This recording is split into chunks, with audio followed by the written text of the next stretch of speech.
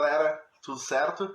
Começando mais uma edição do Papo Daqui, mais uma segunda-feira com uma resenha com algum jogador que tenha passado aqui pela dupla Grenal.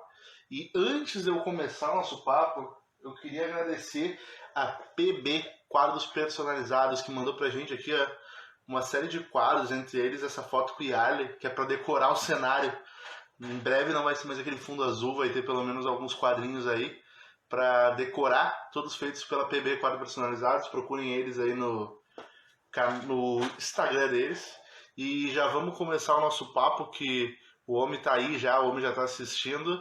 Alex, zagueiro que jogou no Inter, jogou no Sport Recife, teve passagem pelo Guarani também de Campinas. É um cara que tem uma carreira marcada por ter conquistado 9 estaduais consecutivos.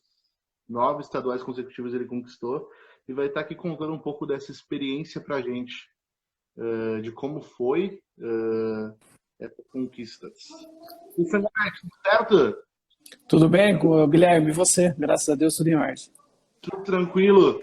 Queria começar te agradecendo por ter topado o convite de participar desse papo com torcedores colorados. Não, o prazer é todo meu. Sangalete, queria começar te perguntando como é que está sendo esse momento de quarentena, de pandemia na tua vida? Guilherme, acho que não só eu, como qualquer brasileiro e qualquer pessoa do mundo, né, está vivendo uma situação delicada. A gente está ficando bastante em casa, com a família, saindo só o necessário, com as precauções, né? E acompanhando, infelizmente, os filhos, as filhas, porque o futebol mesmo que a gente é apaixonado ainda não voltou no Brasil, né? Vendo apenas o futebol alemão que está voltando e outros futebol de outras partes do mundo. Mas, infelizmente, a gente está na situação, mas acho que com certeza daqui a algum tempo já as coisas vão estar melhorando e tudo vai voltar ao normal. Tomara, tomara. Sangalete, tu é conhecido nacionalmente por ter conquistado 9 títulos estaduais consecutivos. Como Isso. foi isso? Bem, quando eu estava... Os 9 títulos foi no Corinthians, né? Em 97, depois eu fui para o Sport, 98, 99, 2000 pelo Sport, 2001, 2002 pelo Náutico e 2003, 2004 e 2005 quando eu parei de jogar. Então foi de 97 até 2005 eu conquistei os títulos estaduais por onde eu estava. Foi muito importante para mim. Eu acho que foi mais uma sorte, a gente não pode dizer, né? Ganhar 9 títulos consecutivos. E sim um trabalho que você faz de grupo, né? Porque para vencer competições, vencer um jogo todo mundo vence. Mas para vencer competições você tem que ter um ambiente bom, um clube, desde o presidente até a rouparia, todo mundo alinhado para poder conquistar vitórias. Eu vejo essa parte de gestão muito importante nas equipes que são vencedoras. Ó, o Isaías te mandando um abraço, dizendo que tu foi o capitão dele. Falou o Lourenço mandando abraço, Matheus Wunder mandando abraço. Sangalete, 9 títulos estaduais, com certeza 9 festas grandes. Tem alguma história aí dessas festas, desse estadual, desses times que já caducou e que tu possa contar pra gente? Gente, as festas são todas parecidas, né? Todo mundo fica muito feliz de conquistar os títulos. No Corinthians foi uma festa que teve uma carreata, já que é aqui do estado, onde eu nasci, né? Que é em São Paulo. Teve uma carreata na minha cidade natal, que é Dois Córregos, uma cidade pequenininha do interior de São Paulo. Então foi um momento marcante com os corintianos aqui no local. E lógico, no Internacional também, o tricampeonato gaúcho, né? Foi muito importante esses estaduais para poder trazer ao grupo que já estava, que o mesmo que foi campeão mundial, a confiança para poder ir buscar os títulos mais importantes, como foi a conquista do Mundial e da Libertadores em 2006. E não tem nenhuma história daquele time do Inter de bastidor que seja engraçada, seja divertida, que tu possa contar pra gente? Bem, várias histórias, né? Mas eu nunca fui, eu sempre fui um cara mais, como que eu posso dizer, mais tranquilo. Eu não era da bagunça, né? Eu não era do perdigão. O perdigão era o cara que fazia festa no grupo e que brincava com todo mundo e que ia lá no fundão do ônibus. Eu sempre fui um atleta que fiquei lá atrás da comissão técnica, lá no ônibus. Eu era um cara tranquilo, eu era um cara que tinha uma liderança no grupo, né? Por onde eu passei, eu tinha esse perfil de líder. Depois que você para, que você tem essa consciência. Mas vários momentos gostosos de vivenciar. Não tenho um especial não para contar, não. Acho que são vários. Obviamente que eu sou aqui do Sul, então a maioria das perguntas que chegaram aqui são relacionadas à tua passagem pelo Inter. Mas antes disso, tu jogou no futebol paulista, teve uma passagem muito bonita em Pernambuco, onde tu jogou tanto no esporte como no náutico. Como é que foi jogar lá em Pernambuco? Como é que foi essa experiência por lá?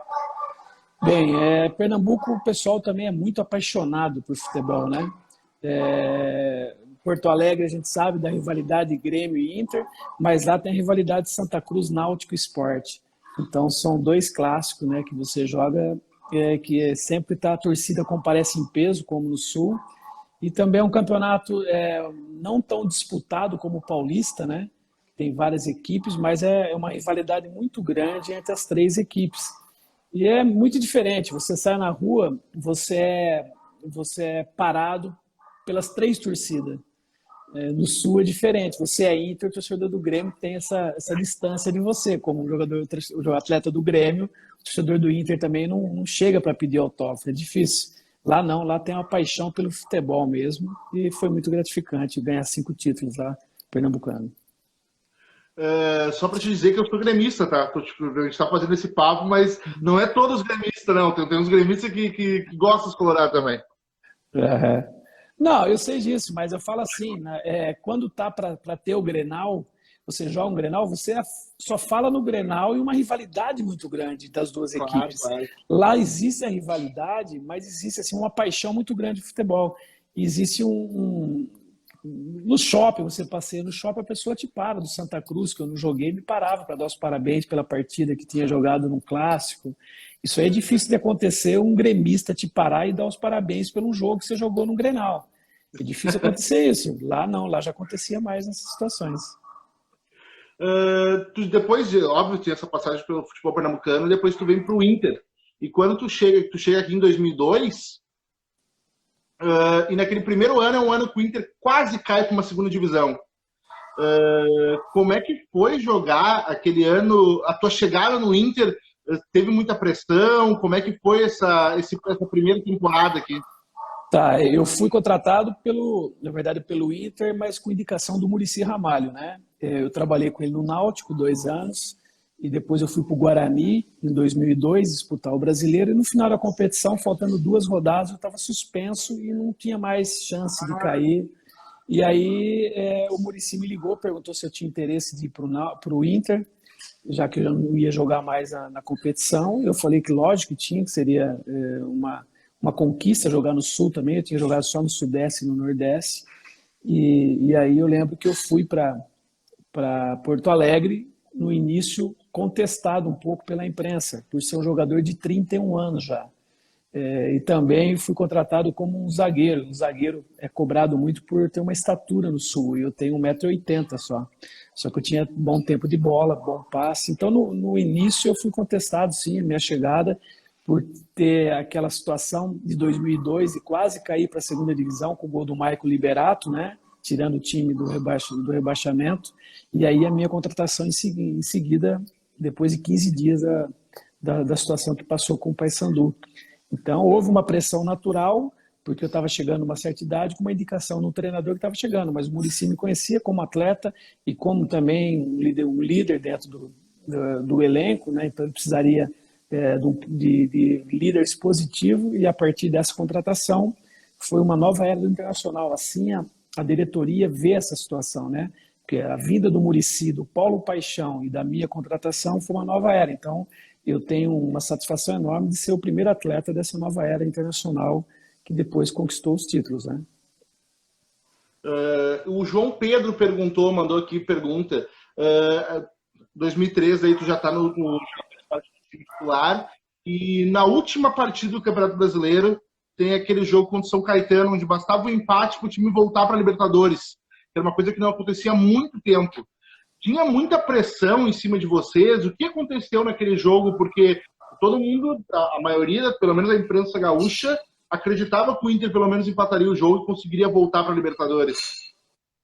Sim, sim, a gente sabia que o São Caetano era uma grande equipe, aquele ano o São Caetano tinha uma grande equipe, o treinador era o Tite, né? Todo mundo deve lembrar disso, e a gente sabia que ia ser um jogo difícil, mas eles começaram um jogo muito em cima da gente, uma pressão no primeiro tempo, e que houve alguns descuidos onde tomamos gols.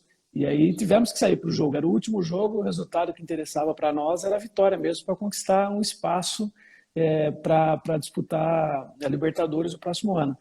Mas não conseguimos, o São Caetano foi melhor aquele jogo, todo mundo saiu lamentando, né, o resultado, mas a gente sabia que estava no caminho certo, né, pela situação que o Inter montou aquela equipe, uma situação financeira ainda que não era a melhor do Inter, depois que foi vendendo os atletas que foram aparecendo, né, o Nilmar, o Daniel Carvalho, que foi trazendo recursos para o clube e conseguindo contratar peças importantes, como veio o Fernandão, veio o Tinga, veio o André, goleiro, veio outros atletas muito importantes também que vieram a somar, Jorge Wagner também.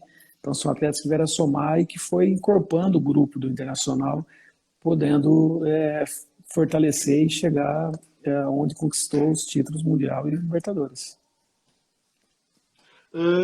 Mas em 2004, ali, um ano depois, mesmo sem ter ido para a Libertadores, se disputam a Sul-Americana, uma competição internacional, e chegam na semifinal, caem por Boca na semifinal, que acaba sendo campeão daquele ano. Naquela época ali, tu achava que vocês iam conseguir, que iam conseguir o título, ou que estava se formando esse time vencedor que teria nos próximos anos? Com certeza. A gente já estava sentindo isso. O atleta, queira ou não, que quando ele tem uma noção de grupo, né, não só vai lá para jogar e fazer a sua função, quando tem uma noção de grupo, você percebe que a confiança dos atletas. Então já havia uma confiança de dentro do vestiário. Quando a gente entrava em campo, a gente entrava confiante de vencer partidas. Não foi possível vencer do Boca lá. Começamos saímos na frente, né, no jogo ainda, depois fomos surpreendidos, acho que foi 4-2 o jogo, se não me engano. Depois eu fui expulso no final do jogo, aos 44, se não me engano, e aí não conseguimos reverter a situação em casa com o Boca.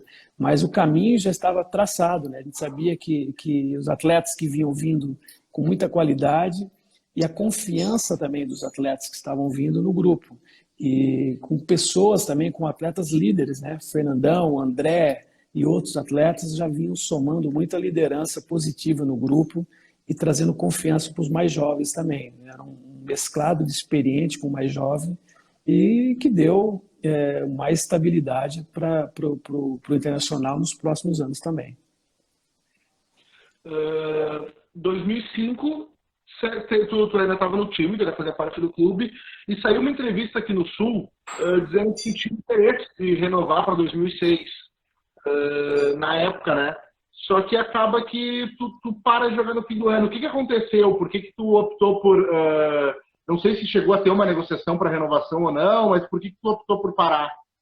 Bem, eu no 2005, eu já estava com 33 para 34 anos na época, né?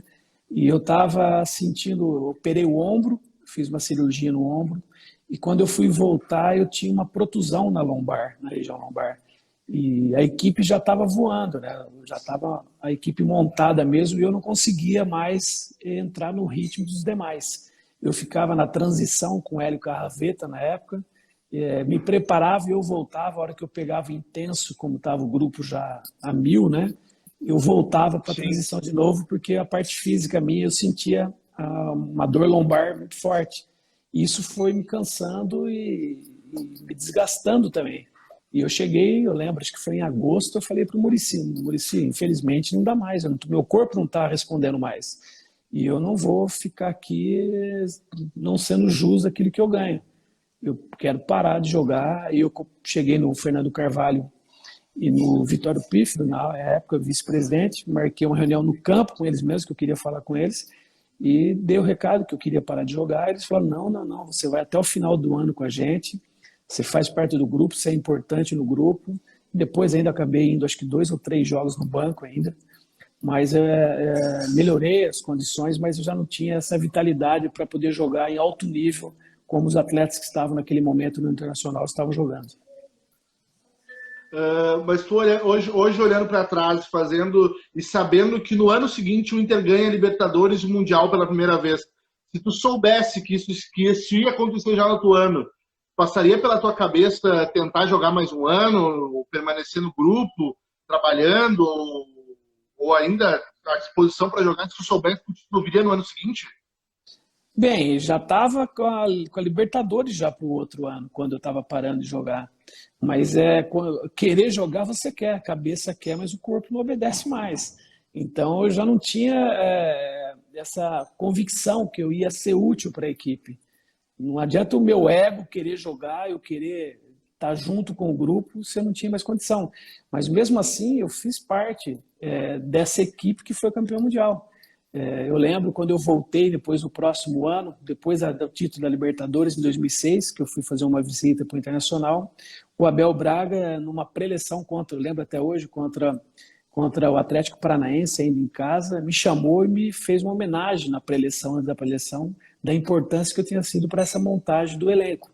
Então existia isso perante os diretores, não tanto com a torcida, porque a torcida depois ficou marcada pelos atletas que foram campeão mundial e da Libertadores, mas um respeito pelaquilo que eu tinha mostrado como atleta dentro do plantel, dentro do grupo, e pelo perfil de atleta que eu era, de respeito e de sempre dar exemplos para os mais jovens, não falando, e sim exemplo no dia a dia como atleta.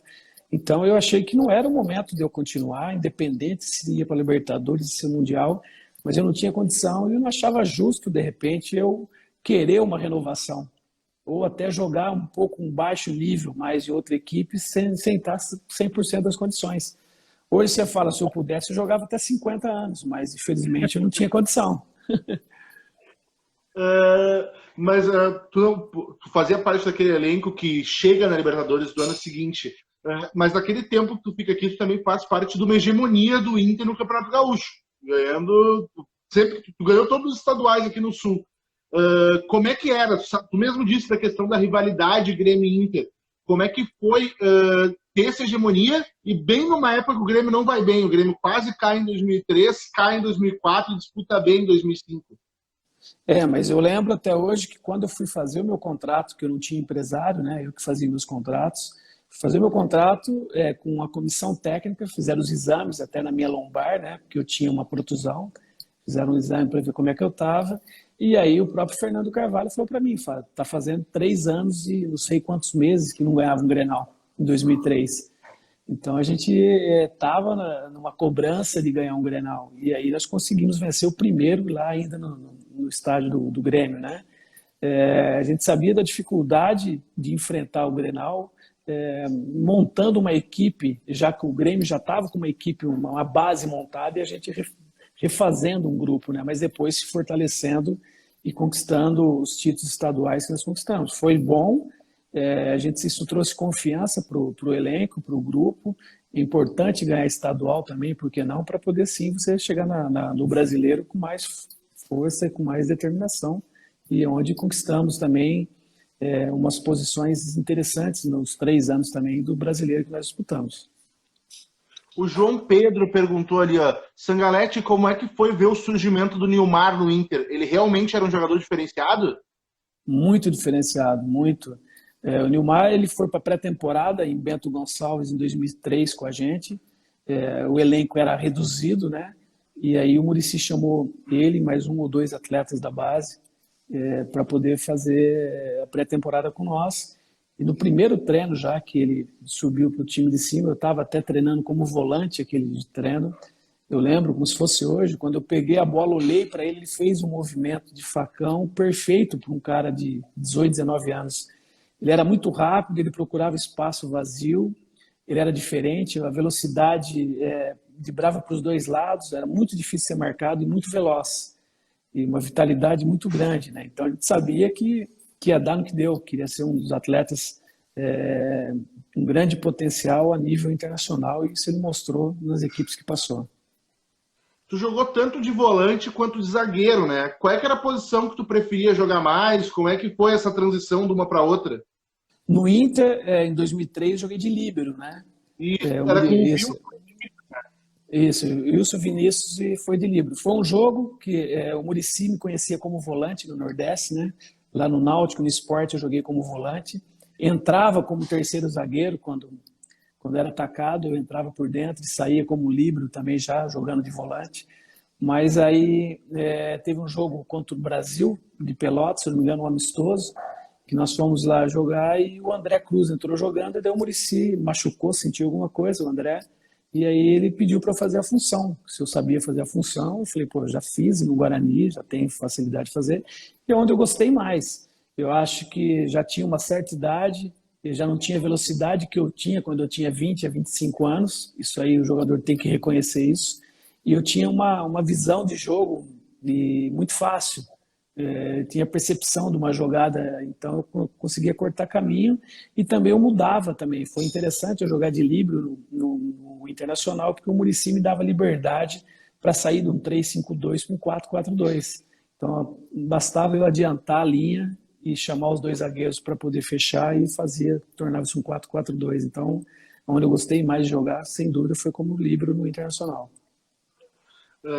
Tu jogou aqui no Sul o Grenal. Lá em cima, em Pernambuco, tu jogou os clássicos pelo Sport e pelo Náutico, tanto um contra o outro quanto contra o Santa Cruz. Também jogou clássicos em São Paulo.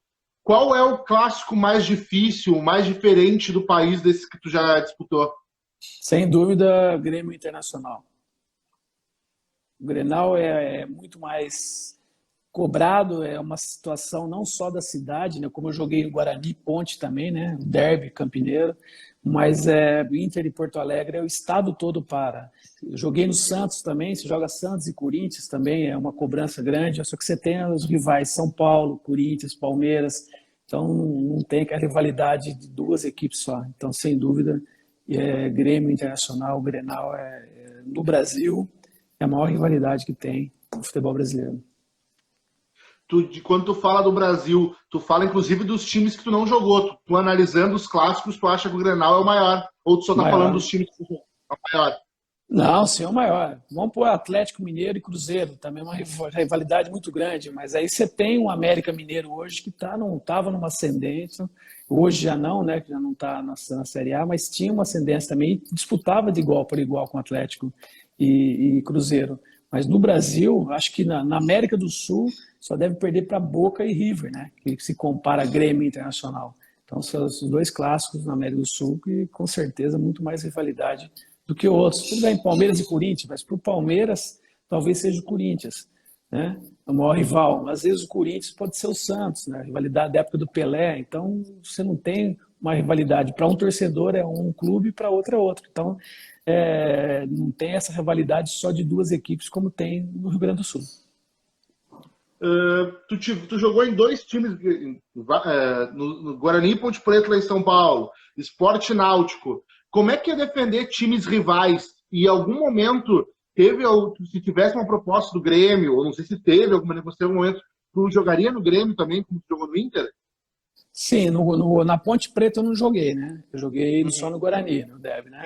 Quando eu estava no Sport de Recife, eu lembro que o Tite era o treinador do Grêmio ainda, e ele precisava uma função de líbero. E aí o pessoal, houve a imprensa, antes de eu ir para o Inter ainda, falaram, né, que ele estava necessitando de um líbero e a imprensa veio perguntar se era real que o Grêmio tinha procurado, mas não. Logo depois, eu não lembro se foi o Claudio Miro que foi para lá, acho que foi o Claudio Miro dos Santos que foi para o Grêmio nessa época.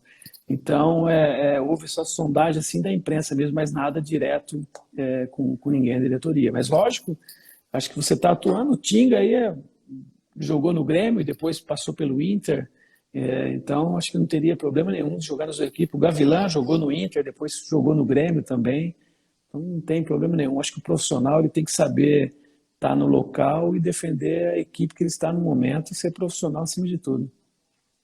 O João Pedro perguntou como é que foi a chegada do Fernandão no elenco, se a liderança dele já foi algo nítido desde o início.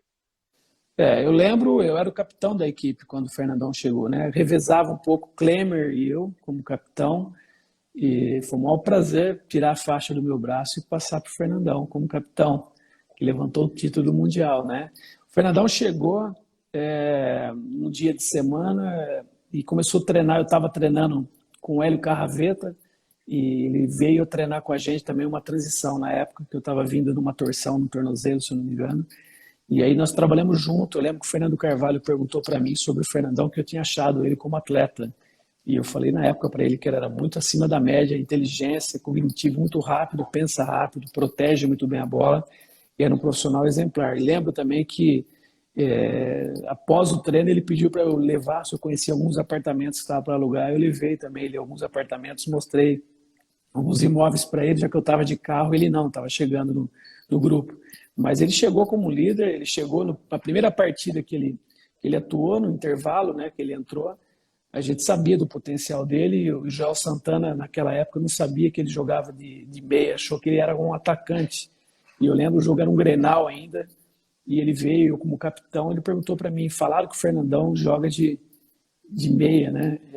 Você ficou sabendo isso? Lógico, jogou de meia, jogava no Goiás de meia, e pode pôr que ele faz essa função tranquilo. E naquele momento ele entrou e fez o gol 1000 em Grenal, né? Então ficou marcada aí a história do Fernandão também no Internacional a partir desse jogo e desse gol.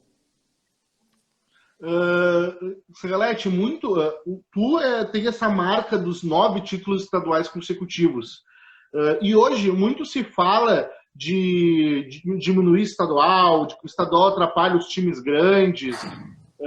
Como é que tu avalia o futuro do estadual e qual a importância que ele ainda tem, ou se ele não tem mais, qual a importância que tu vê nos estaduais?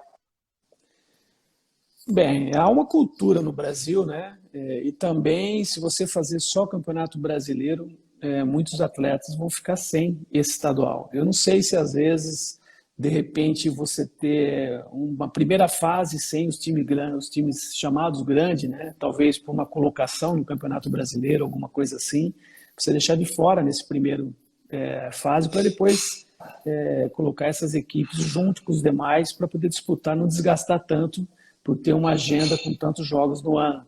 Mas eu não acredito que o estadual tem que continuar, é uma tradição. Imagine você tirar um estadual de Pernambuco, onde há uma rivalidade muito grande pelo estadual.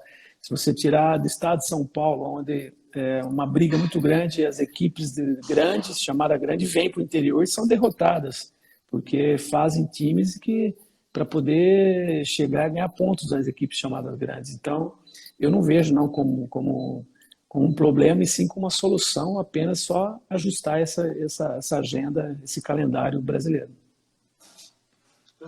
Tu para de jogar ali em 2005 e um tempo depois, passam-se alguns anos, tu vai para os bastidores do futebol. Primeiro tu trabalha no Náutico e depois tu vira treinador e hoje coordenador técnico. Como é que acontece essa transição? Como é que foi essa transição para ti? Eu me preparei, eu fiz Alô? curso, né, de gestão na Federação Paulista. Oi? Eu também, tudo ok. Bem, como gestor, eu me preparei por algum tempo, 1 ou 2 anos, e fiz uma gestão por 1 ano no Náutico, né? O Náutico estava na primeira divisão do Campeonato Brasileiro na época. Foi uma experiência boa, mas depois eu fiz outros cursos, né? Como treinador também tive uma experiência pequena num time da terceira da A3 aqui, que era o Noroeste. Fui gestor de novo no Pelotas, aí no Sul, no ano passado, né? Até março do ano passado. Fiquei 5 meses no Pelotas, onde a gente também permaneceu no campeonato estadual na primeira divisão.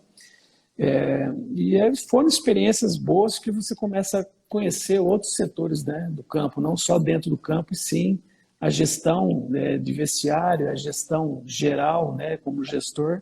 Então foram experiências boas para mim. Hoje eu faço parte de uma empresa aqui, estou há 1 ano prestando uma parceria com uma empresa de representação de atletas, né? Fiquei esse tempo parado depois que vim de Pelotas, como não teve nenhuma proposta. Eu tive proposta dessa empresa de poder estar vendo atletas para eles, então eu estou junto com a empresa chamada NG, que tem ex-atletas também, Fábio Aurélio, que passou pelo Grêmio, o Edu Schmidt, que passou pelo Inter também, são parceiros da empresa. Então a gente está começando, eu estou começando aqui uma parceria nova com essa empresa, estou gostando muito também de ter esses atletas e poder passar a experiência que você teve, né, quando jogava, e também orientando eles dia a dia. Desculpa, eu não sei se cortou ou se... mas qual é o ramo dessa empresa que você está trabalhando agora? Desculpa. De representação e gerenciamento de atletas. Uhum. Ok? Mas voltar a ser treinador não é uma coisa que passa pela tua cabeça. Não, no momento não. Eu fiz os cursos da CBF, fiz a licença B, licença A, me atualizar no futebol, né? Isso eu fiz em 2015, 2016 e fiz gestão em 2010. Então, me inteirei de todos os setores, mas hoje estou tranquilo, estou na empresa, estou prestando. Lógico que você vai falar amanhã, a Deus dará, né? Mas eu estou feliz no que eu estou fazendo, estou gostando e, por enquanto, a gente está indo muito boa, já tem há 13 anos. Oi, voltou, desculpa, Guilherme, tinha caído. voltou. Me Não, escuta? tranquilo, acho que Tô escutando. Tá bom então. A gente já está quase 40 minutos conversando. Eu queria saber se antes de eu encerrar, eu podia fazer um bate-bola contigo, te fazer umas perguntas, tu responder com a primeira coisa que vem na tua cabeça, pode ser? Pode ser, pode ser. Mas eu não estou te escutando de novo. Antes da gente encerrar, eu queria fazer Agora um bate-bola contigo, pode ser? Pode ser. Qual Pode o teu ser. ídolo? Então, tá cortando. Qual o teu ídolo no futebol? Zico. O melhor momento da tua carreira? 2003 Internacional. E o pior momento da tua carreira? 2005 Internacional, que eu não consegui jogar. O gol mais importante? Guarani Palmeiras, brasileiro de 96, 1-0. Gol meu, de fora da área. Um título que tu queria ter conquistado e não conseguiu? Campeão mundial, juntamente com o Inter. Infelizmente não deu. O melhor jogador que tu jogou junto? Isso é difícil, eu joguei com vários jogadores. Mas Djalminha, Guarani. E com quem tu gostaria de ter jogado e não conseguiu?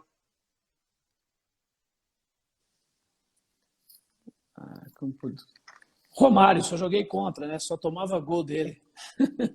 Era um jogador que todo mundo queria jogar. O cara mais difícil de marcar?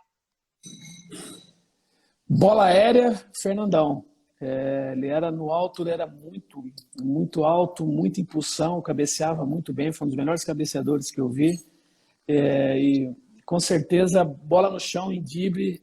O Denner, que eu joguei na minha época na base, jogava muito contra o Denner, que passou pelo Grêmio também, né? Era muito rápido, saía para os dois lados, muito difícil de ser marcado. O jogador mais injustiçado que tu conheceu, seja pela torcida, seja por diretoria? Injustiçado?